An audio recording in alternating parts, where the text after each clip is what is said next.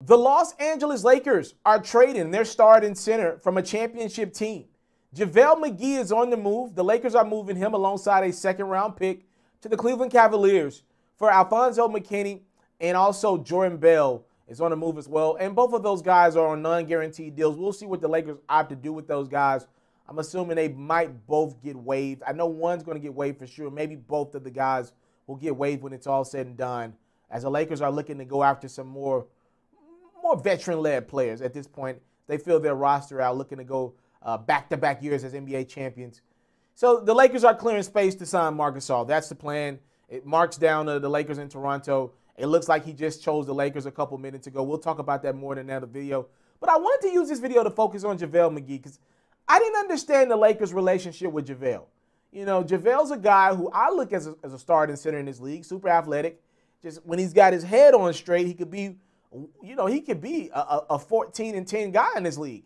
But again, something about Javale Mcgee didn't work with Frank Vogel and his coaching staff. Laker fans out there, you ever notice that Javale would start every game for the most part, as long as he was healthy? He played the first 6 minutes. And then the Lakers, for the most part, maybe would bring him back for a couple minutes in the second quarter, but not much.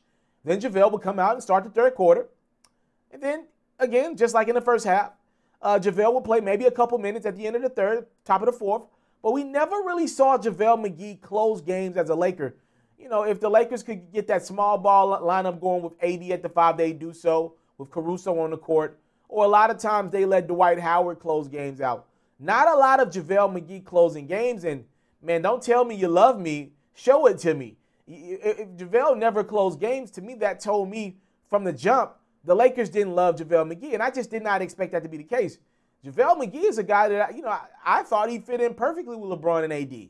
A guy that can just go up and catch lobs, super athletic, play some defense.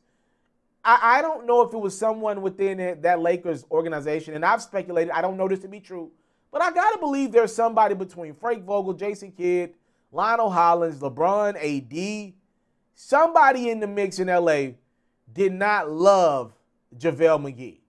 Because I just don't understand that one. To me, that's a layup to keep that contract. He went on a big deal.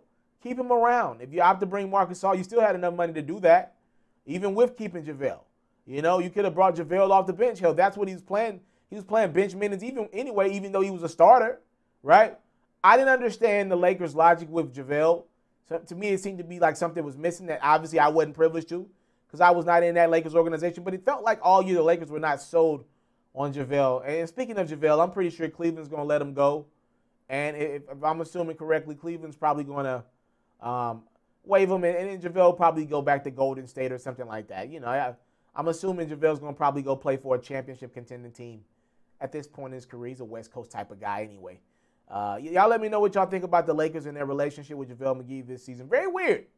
Very weird, but you can't complain much because the Lakers are rolling this summer, or this offseason rather, and they're prime and poised to not only go get Marc Gasol, but kick things off. Their championship defense is going to be strong, man.